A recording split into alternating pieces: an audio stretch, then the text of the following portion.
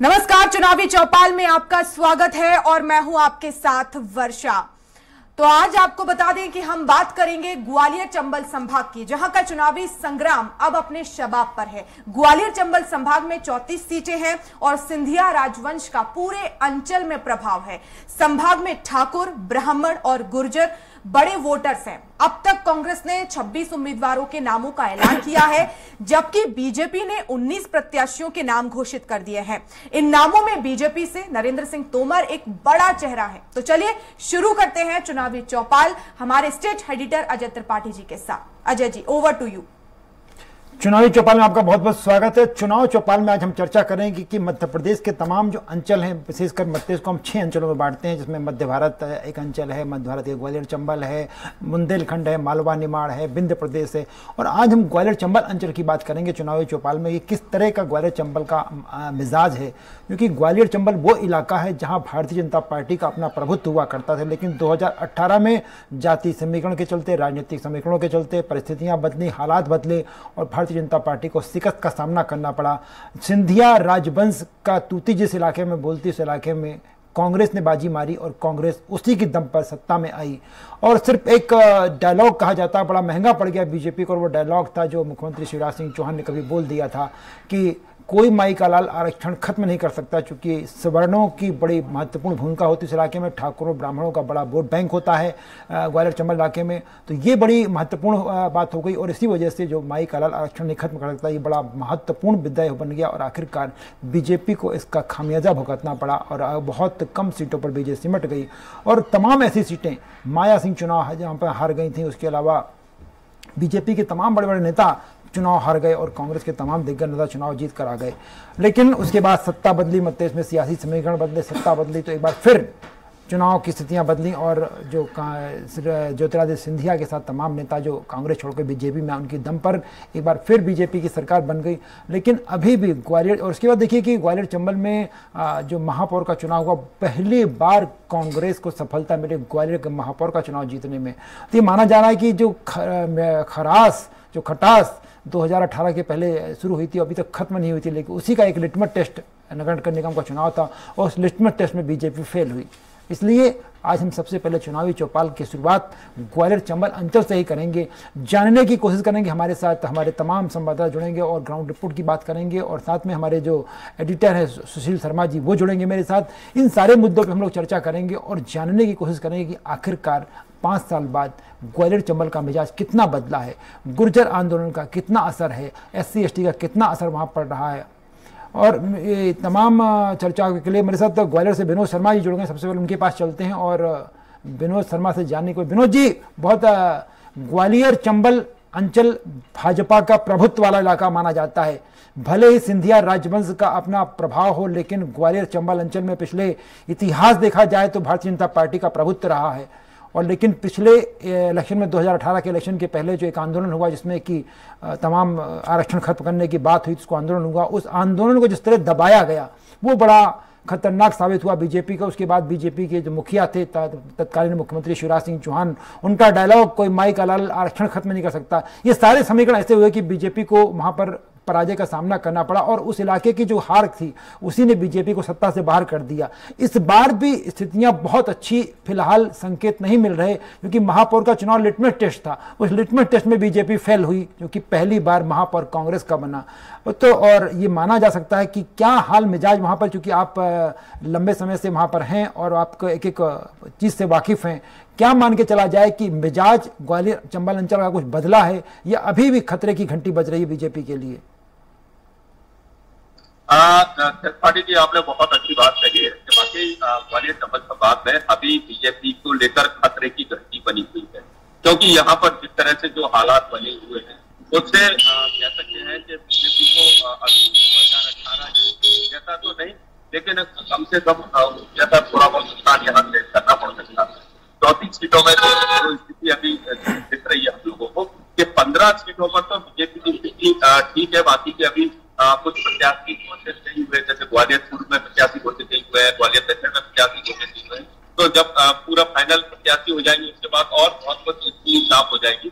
लेकिन 2018 में जो सबड़ आंदोलन चला था और उसके बाद उसको जिस तरह से पूरी तरह से दबाया गया था, उसके बाद माइका लाल का जो डायलॉग निकल के सामने आया था, उससे एक तरह से ग्वालियर चंबल संभाग में बीजेपी को बड़ा नुकसान उठाना पड़ा और ये कह सकते हैं कि पूरी तरह से सफाया ग्वालियर चंबल संभाग में बीजेपी को हो गया।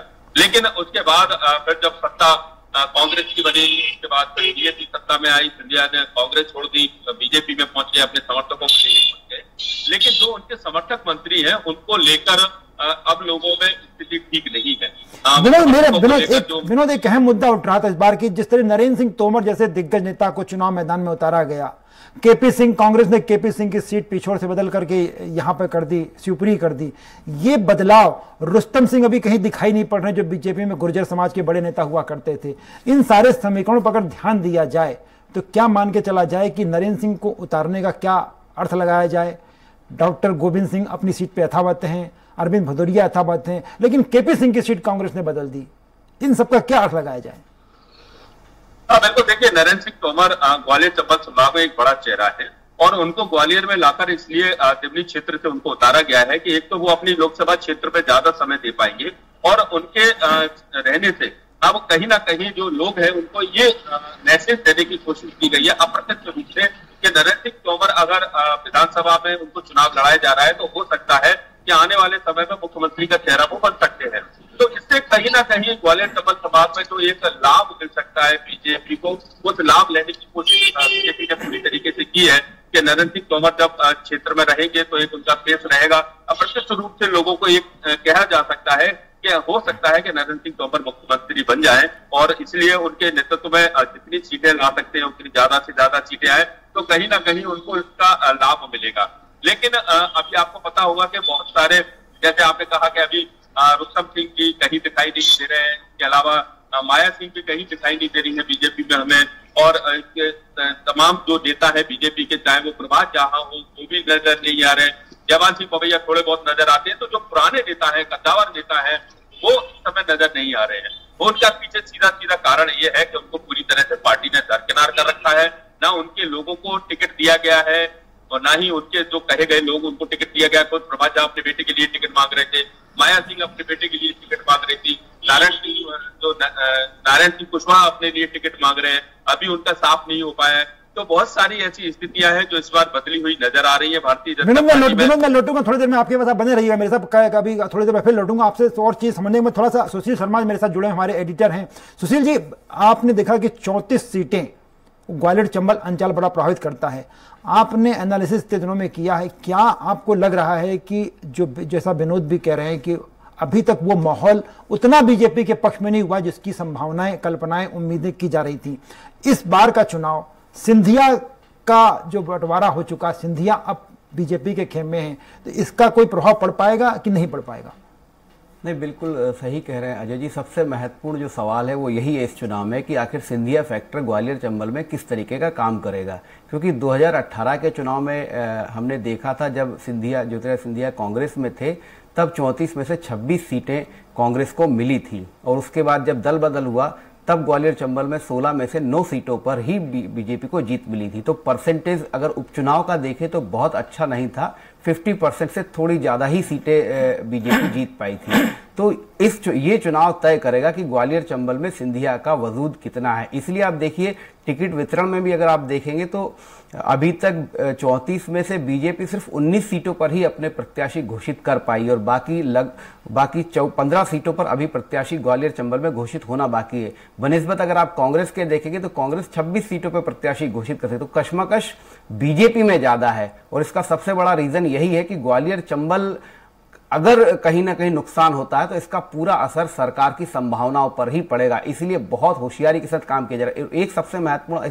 क्योंकि ग्वालियर चंबल अंचल यूपी बॉर्डर से लगा हुआ है, तो यहां पर वोट कटवा पार्टी के रूप में बसपा और सपा बड़ा रोल अदा करती है, और ये सारे फैक्टर तब काम करते हैं जब बीजेपी या कांग्रेस का कोई बागी यदि इनमें से किसी एक दल से टिकट लेके आ जाता है तो उसके जीतने की संभावनाएं तो बनती हैं, और अगर जीत नहीं भी पाए तो कम से कम जिस पार्टी का वो बागी, उस पार्टी के प्रत्याशी को हराने की स्थिति ज्यादा मजबूत हो जाती है। तो इसीलिए जो है पूरा फोकस ग्वालियर चंबल पे है। और सिंधिया भी ये सुशील, एक मुद्दा और बीच में आ गया है। पिछले कुछ दिनों से ग्वालियर में जो गुर्जर आंदोलन हुआ, क्योंकि गुर्जरों का बड़ा वोट बैंक, विनोद मैं आपसे जन समझने की कोशिश करूंगा, सुशील से बाद में एक्सपर्ट कमेंट लूंगा उसके ऊपर, कि ये जो गुर्जर आंदोलन बीच में हुआ, ये बार बार आरोप लगाया जा रहा है कि गुर्जर आंदोलन तो हुआ तो ठीक है, लेकिन गुर्जर आंदोलन को जिस तरह दबाया जा रहा है, जिस तरह उनके नेताओं की गिरफ्तारियां हुई, जिस तरह उनके नेताओं को जेल में भेजा गया, उससे गुर्जरों में भारी नाराजगी है और ये सत्तारूढ़ पार्टी के लिए काफी महंगा सौदा साबित हो सकता है। विनोद,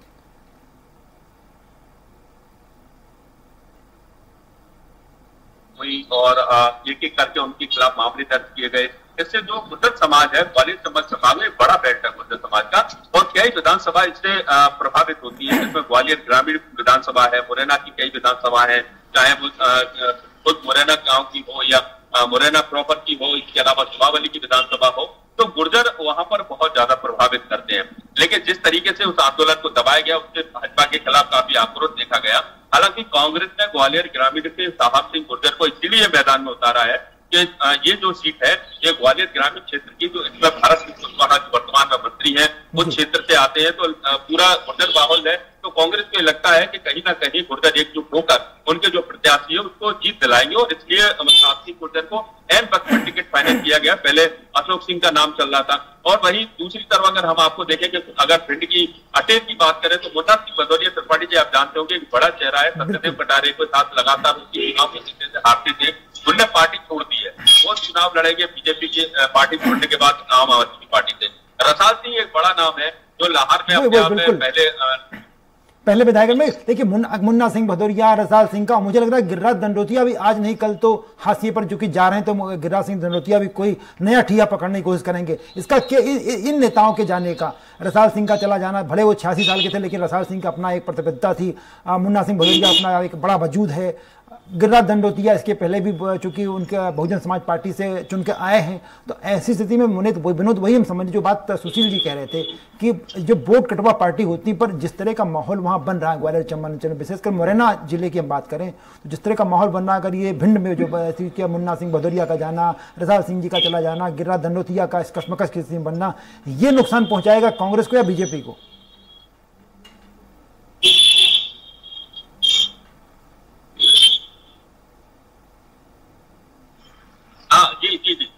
बिल्कुल, देखिए ये पूरी तरीके से जो नुकसान रहेगा ये भारतीय जनता पार्टी को रहेगा, क्योंकि मुन्ना सिंह भदौरिया बड़ा नाम है भारतीय जनता पार्टी का, और सत्यदेव कटारे जो थे स्वर्गीय, उनके साथ उनका हमेशा चुनाव रहा। सत्यदेव कटारे एक बार विधायक बनते थे, कभी मुन्ना भदौरिया, उनका एक बड़ा कह सकते हैं प्रथम नेतृत्व रहा है अटेर में, और काफी पकड़ रही है। अब क्योंकि जब वो वहां से अटेर से जब बगावत करेंगे तो इसका पूरा फायदा अहमद कटारे को जाएगा। वहीं रसाल सिंह ने जब बगावत करती है तो जो गुड्डू शर्मा को जो टिकट दिया है अमरीश को, तो वो उसको नुकसान होगा कहीं ना कहीं, क्योंकि रसाल सिंह का जो क्षत्रिय माहौल इलाका है उसमें एक बड़ी पकड़ है, और रसाल सिंह अगर उसमें चुनाव मैदान में आते हैं तो बीजेपी की एक छवि रही है, स्वच्छ छवि रही है रसाल सिंह की, और जो पुराने और समर्थ कार्यकर्ता है वो रसाल सिंह के साथ रहे हैं। ऐसे में रसाल सिंह जब अगर अन्य पार्टी से अपनी ताल ठोकेंगे तो जो बीजेपी का मूल वोट है वो रसाल सिंह के खाते में चला जाएगा, और इससे रसाल सिंह के जब खाते में जाएगा तो बीजेपी को नुकसान होगा। तो डॉक्टर गोविंद सिंह को उससे फायदा हो सकता है, इधर अहमद कटारे को फायदा हो सकता है, वही गिरिराज दंडोतिया के चुनावी मैदान में आ जाने के कारण भी कहीं ना कहीं बीजेपी को नुकसान का सामना करना पड़ेगा। तो इस तरह से अभी बगावत के सुर शुरू हुए। ग्वालियर दक्षिण का जब टिकट फाइनल होगा, मैं त्रिपाठी जी आपको बता रहा हूँ, यहाँ से भी 2 बगावती खड़े होंगे, ऐसी हमारे पास सूचना है। ग्वालियर पूर्व से अगर टिकट होगा, ऐसा माना जा रहा है कि अगर मुन्ना को अगर टिकट नहीं दिया जाता है, मुन्ना लाल अग्रवाल को, तो उसके साथ मुन्ना लाल गोयल को टिकट नहीं दिया जाएगा, तो कहीं ना कहीं मुन्ना लाल गोयल भी बगावत कर सकते हैं। ऐसा बताया ये भी जाएगा कि माया सिंह को यहाँ से टिकट दिया जा सकता है, अभी लिस्ट आई नहीं है। इसके अलावा विवेक नारायण सिलवलकर को और अनु मिश्रा को दक्षिण से टिकट दे सकते हैं। तो ग्वालियर अगर 15 की हम बात करें तो सुनील शर्मा जो कि कांग्रेस के प्रबल दावेदार हैं, उनका टिकट अभी तक फाइनल नहीं हुआ है। केवल ग्वालियर 15 ऐसी विधानसभा है जहां कांग्रेस ने टिकट फाइनल नहीं किया है। तो इस विधानसभा क्षेत्र से भी बगावत के जो देख सकते हैं कि सुर कहीं ना कहीं सुनाई देंगे, लेकिन सबसे ज्यादा बगावती जो खड़े होंगे वो भारतीय जनता पार्टी में होंगे, क्योंकि जहां सिंधिया समर्थक को टिकट मिला है वहां भाजपा समर्थक, भाजपा के जो मूल कार्यकर्ता है वो नाराज हो जाएंगे। अगर भाजपा के किसी व्यक्ति को मूल कार्यकर्ता को टिकट मिला है, नेता को मिला है, तो सिंधिया समर्थक नाराज रहेंगे। तो तो इसका बिल्कुल दोनों गुटों की नाराजगी का असर चूंकि ज्यादा पड़ेगा। और भिंड से मेरे साथ अमरकांत जी जुड़ रहे हैं, भिंड से उनके पास पहुंचूंगा। सुशील जी से तब तक भिंड से जो अमरकांत जी हमारे साथ जुड़ गए हैं। मैं सुशील जी आपसे इस जो विनोद जो बात कह रहे थे कि इसका असर पड़ेगा, लेकिन थोड़ा सा अगर मैं थोड़ा सा और इस तरफ आइए, दतिया की तरफ आइए, तो दतिया में इस बार अवधेश नायक का चुनाव लड़ना। कल तक वही अवधेश नायक नरोत्तम मिश्रा के जिंदाबाद के नारे लगाया करते थे, बीजेपी जिंदाबाद किया करते थे। आज वो अवधेश नायक नरोत्तम के खिलाफ खड़े हो गए हैं, दमदारी के साथ खड़े हो गए हैं। तो क्या माना जा, और देखिए गुना की हम बात करें तो गुना में चाचौड़ा और राहुगढ़ सीटें स्वाभाविक रूप से कांग्रेस के दमदार दोनों प्रत्याशी, चाहे लक्ष्मण सिंह जी हो चाहे जयवर्धन सिंह जी हो। महेंद्र सिसोदिया का प्रत्याशी बनना भी बिल्कुल फाइनल स्थिति में नहीं है, बम्बोरी बहुत अटकी हुई है। अशोकनगर में स्थितियां बहुत अच्छी नहीं चल रही, लेकिन इसके बीच चूंकि दतिया गढ़ माना जाता है नरोत्तम मिश्रा का, बीजेपी का नहीं, ऐसी स्थिति में अगर अवधेश नायक मैदान में है तो क्या कुछ संभावना ऐसी लग रही है कि भाजपा को बड़ी चुनौती मिल सकती है? सुशील जी। देखिए अजय जी, कांग्रेस ने जिस तरीके से अवधेश नायक को भाजपा छुड़वाकर कांग्रेस में शामिल कराया था, और कमलनाथ और तमाम बड़े नेता उनके जब पार्टी ज्वाइन की थी मौजूद थे, तो ये संकेत तो मिल ही गया था। और अवधेश नायक जी और नरोत्तम मिश्रा जी की दुश्मनी, मुझे लगता है कि पॉलिटिकल दुश्मनी बहुत लंबी है। और लेकिन इसमें जो सबसे बड़ा पेच फंस रहा है कि राजेंद्र भारती जो लगातार नरोत्तम मिश्रा से चुनाव लड़ते रहे और हारते रहे, उनके लोग इस बात का पुरजोर विरोध कर रहे हैं। अगर राजेंद्र भारती भी ईमानदारी से अवधेश नायक के साथ खड़े हो जाते हैं, कांग्रेस पूरी एकजुट होकर वहां पर चुनाव लड़ती है, तो नरोत्तम मिश्रा जी के लिए मुश्किलें बढ़ सकती है। क्योंकि नरोत्तम मिश्रा का अगर आप पिछले 3-4 चुनाव का अगर मार्जिन देखेंगे तो बहुत ज्यादा बड़े अंतर से वो चुनाव जीतते नहीं हैं। तो कहीं ना कहीं एक कश्मकश जो है बनेगी, और नरोत्तम मिश्रा इस बात का इसका नुकसान उठा सकते हैं। क्योंकि अवधेश नायक बीजेपी से आए, तो बीजेपी के साथ अगर जो थोड़ा बहुत वोट भी 1-1.5% वोट भी यदि स्विच कर जाता है अवधेश नायक के साथ कांग्रेस के पक्ष में, और क्योंकि साफ दिखता है कि अवधेश नायक भी, और इसके अलावा घनश्याम पेरोनिया का, विनोद भी सहमत होंगे मेरी बात से, घनश्याम पेरोनिया जैसे विधायकों का भी नरोत्तम से बहुत अच्छे संबंध नहीं है। सुशील जी। हाँ बिल्कुल सही कह रहे हैं, बिल्कुल सही है कि घनश्याम मतलब नरोत्तम मिश्रा जी का जिस तरीके का वहां पर दतिया में होल्ड है वो इतना व्यापक नहीं है। हालांकि वो अपने क्षेत्र को बहुत विकास करते हैं, लेकिन जो एकजुटता जो पार्टी में होना चाहिए वो उसका अभाव नजर आता है। और यही, और देखिए अवधेश नायक 2003 का चुनाव लड़ते, उसके बाद से लेकर लगातार यदि वो नरोत्तम मिश्रा के खिलाफ है, तो इसका मतलब है कि कहीं ना कहीं जो इनका पॉलिटिकल मैनेजमेंट है नरोत्तम मिश्रा का, वो या तो उनको इग्नोर करने का है या वो पॉलिटिकल मैनेजमेंट में इस बात को स्वीकार नहीं करते। इसी कारण आप देखिए कि एक व्यक्ति को इतने समय बाद पार्टी छोड़ना पड़ती है। पर मूल बात यही है कि अवधेश नायक के या नरोत्तम के लिए चुनौती अवधेश नायक तभी बन पाएंगे जब वहां से कांग्रेस एकजुट होकर अवधेश नायक के पक्ष में प्रचार करती है या उनके साथ खड़ी होती है। अमरकांत जी जुड़ गए मेरे साथ भिंड से। बहुत अमरकांत जी, भिंड में डॉक्टर गोविंद सिंह जैसा दिग्गज चेहरा, रविंद्र भदौरिया जैसा दिग्गज चेहरा, बहुत सारे बड़े बड़े नेता आपके चुनाव लड़ रहे हैं, क्या माहौल बन रहा है इस समय?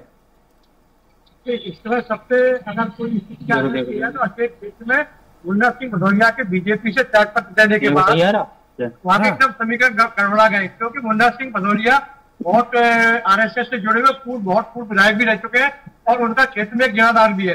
तो मुन्ना सिंह भदौरिया के आने से अब रिकॉर्डी मुकाबला हो गया है। अब देखने वाली बात यह होगी कि मुन्ना सिंह भदौरिया की टक्कर किससे होती है, क्योंकि पूर्व मंत्री भी मैदान में और संजय कटारे के पुत्र हेमंत कटारे भी मैदान में। हेमंत कटारे को भी एक मजबूत प्रत्याशी माना जा रहा है। तो वह हेमंत कटारे मुन्ना सिंह भदौरिया की टक्कर मानी जा रही है। और अभी जो चुनाव देखा जा रहा है उसमें अरविंद सिंह भदौरिया की अभी स्थिति बहुत खराब है। वही अगर आप वहां की बात करें राहर की, तो राहर में रसाल सिंह के बीजेपी में इस्तीफा देने के बाद वहां भी मुकाबला त्रिकोणी हो गया, क्योंकि रसाल सिंह के पास भी एक वोट बैंक है। तो रसाल सिंह के खड़े होने से जहां बहुजन वोट प्रभावित होगा, वहीं एक बहुत बड़ा जो प्याज का फैक्टर है ठाकुर, क्योंकि रोहन क्षेत्र में 32 होती है, 32 में रसाल सिंह का बहुत प्रभाव है। 32 के अगर वोट करते हैं तो निश्चित ही गोविंद सिंह को परेशानी वाली बात होगी। लेकिन अब गोविंद सिंह के मैदान में आने के बाद जब वो क्षेत्र में घूमते हैं तो उसके बाद क्या स्थिति होगी देखने वाली बात होगी। और एक बड़ा मुद्दा संजीव कुशवाहा का बहुजन समाज पार्टी छोड़ के बीजेपी में आ जाना, इसका कितना असर पड़ पाएगा फिलहाल चुनाव में? जी, यहाँ संजीव सिंह कुशवाहा के बीजे जो बीएसपी में आए, उससे वहां की जनता यहाँ पहली मंच बना चुकी थी। जनता का जो सर्वे कराया था बीजेपी ने, उसमें भी बीजेपी के लोगों को ये बताया गया था कि यहाँ पर नरेंद्र सिंह कुशवाहा की स्थिति अच्छी है। तो नरेंद्र सिंह की कुशवाहा की स्थिति को अच्छे देखते हुए संजीव सिंह कुशवाहा का चूंकि जनाधार कम हो रहा था, तो नरेंद्र सिंह को अगर टिकट मिलता है तो बीजेपी की तरफा जीत होगी। वही अगर क्योंकि अगर नरेंद्र सिंह को टिकट नहीं भी मिलता है तो उनका कहना है कि हम निर्दलीय लड़ेंगे चुनाव या किसी पार्टी से लड़ेंगे। वही स्थिति संजू की है। अगर संजू का टिकट कटता है तो संजू भी किसी पार्टी से आएंगे, क्योंकि उन दोनों में से जिसका भी टिकट होता है वो विद्रोही हो जाएगा, वो निश्चित चुनाव लड़ेगा, जिससे कि यहाँ स्थिति जब टिकट घोषित होने के बाद ही मालूम पड़े टिकट कौन किसको मिल रहा है। विनोद, ग्वालियर चंबल अंचल सभी सीटों पर 34 सीटों में अधिकांश सीटों पर देखा जा रहा है, जैसा आपने भी एनालिसिस किया, सुशील शर्मा भी बता रहे हैं, रमाकांत जी भी बता रहे हैं कि विद्रोही स्वर ज्यादा गूंज रहे हैं, वो भी बीजेपी में कुछ ज्यादा ही हो रहा है।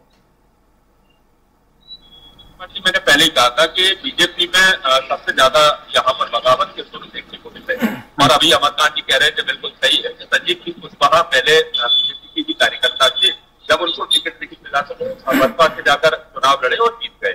वही नरेंद्र सिंह कुशवाहा की भी यही माना जाता है कि उनको हमेशा अगर टिकट नहीं मिलता तो किसी पार्टी की तरफ रुख करते हैं, और तमाम जगह चाहे अकेले भिंड की हम बात नहीं कर रहे हैं, विशाल सिंह जितने पुराने नेता थे, पार्टी ने बहुत कुछ उनको दिया, वो भी उनको पार्टी को छोड़कर चले गए। मुन्ना सिंह भदौरिया जो पार्टी के जो प्रमुख नेता माने जाते थे, एक क्षत्रिय समाज के नेता माने जाते थे, वो भी पार्टी को छोड़कर चले गए। और अभी तो मैगांव में भी ये स्थिति होने वाली है कि मैगांव में जैसे ही बीजेपी टिकट को फाइनल करेगी, मैगांव में लगातार मुकेश चौधरी अपना कहीं ना कहीं अपना दावा पेश कर रहे हैं। इसके अलावा राकेश शुक्ला भी पीछे नहीं है, और इन दोनों में से अगर किसी को टिकट नहीं मिलेगा तो एक कहीं ना कहीं इसमें भी बगावत करेगा।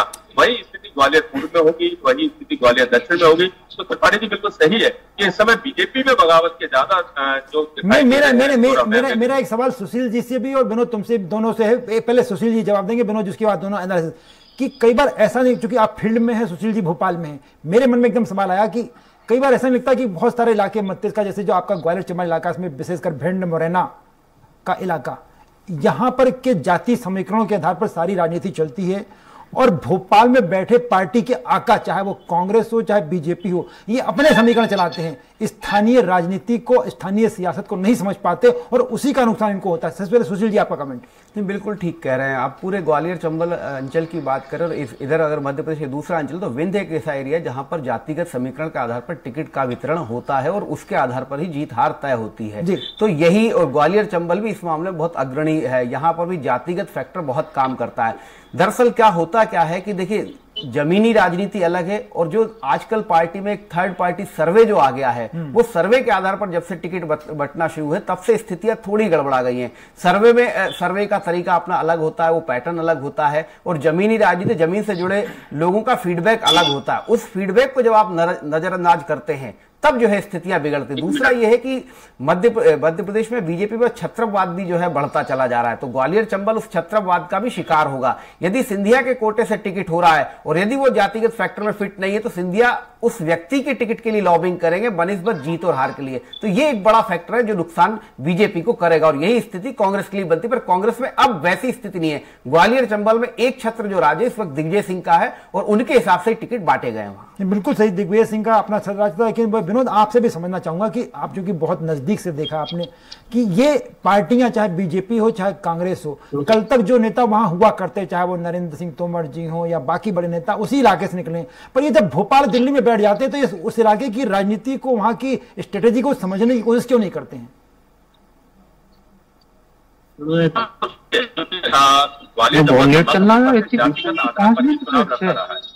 इसमें ये भी देखने को मिला है कि जब यहाँ कोई पार्टी अगर किसी छत्री को मैदान में उतारती है तो दूसरी पार्टी ब्राह्मण प्रत्याशी को मैदान में उतारती है, और ये हमें लगातार देखने को मिला है। चाहे अटेर की बात हो, लाहौर की बात हो, मैगांव हो, ग्वालियर हो, या आसपास के मुरैना की तमाम जो सीटें हों, अभी सरला रावत को उतारा है जो कि भैरवान सिंह की बहू है, क्योंकि वहां बहुत ज्यादा जो कह सकते हैं कि सबसे ज्यादा जो वोटरों की संख्या है वो रावत है, मैना है, तो वो आधार पर उनको टिकट दिया गया है। यही स्थिति ग्वालियर चंबल संभाग में रहती है, लेकिन जब बैठकें होती हैं तो फिर उस समय वो सारे समीकरण बिगड़ जाते हैं, और उसका खामियाजा उन प्रत्याशियों को भुगतना पड़ता है, जिनको जबरदस्ती वहां पर उतार दिया जाता है, जबकि वो चाहते नहीं है तो वो क्षेत्र से उन्हें टिकट दें जहां उनके सजातीय लोग होते हैं, जहां उनके समाज के लोग होते हैं, वहां से हमेशा टिकट लेने की कोशिश करते हैं। और ये पारंपरिक सीटें होती हैं कि यहाँ से ब्राह्मण और क्षत्रिय ही लड़ सकते हैं, यहाँ से वैसे समाज के लोग लड़ सकते हैं, तो वो स्थिति हमें यहाँ पर देखने को मिलती है। और बाकी जो चुनाव होता है वो जातीय आधार पर होता है। ग्वालियर चंबल संभाग में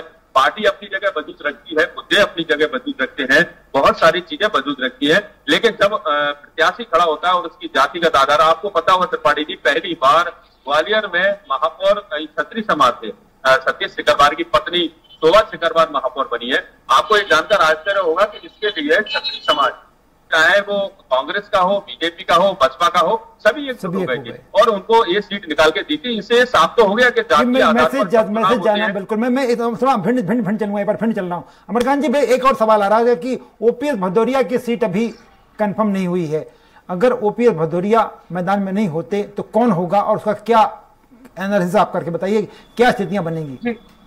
जी, अगर ओपीएस भदौरिया को अगर टिकट नहीं मिलता, वह टिकट के जो मजबूत जो दावेदार है उनमें राकेश टोकरा और मुकेश चौधरी, जिनमें जनता के बीच में सबसे ज्यादा अगर कोई लोकप्रिय है तो राकेश टोकरा, क्योंकि अगर बीजेपी राकेश टोकरा या मुकेश चौधरी में से किसी को टिकट देती है तो वहां पे बीजेपी की सीट निकल सकती है। अगर इन दोनों के अलावा अगर उन्होंने किसी को टिकट दिया तो ये सीट बीजेपी के हाथ से निश्चित निकल जाएगी। वही बात करें गोहत में लाल सिंह यादव अभी तो मजबूत दिखाई दे रहे हैं, मगर गोहत में अगर केशव देसाई को कांग्रेस टिकट देती है तो लाल सिंह यादव पे सीट फंसने की उम्मीद है, क्योंकि केशव देसाई का जो क्षत्रिय समाज और वहाँ जो ब्राह्मण समाज, उसके बाद जो गुर्जर समाज में अच्छा प्रभाव है।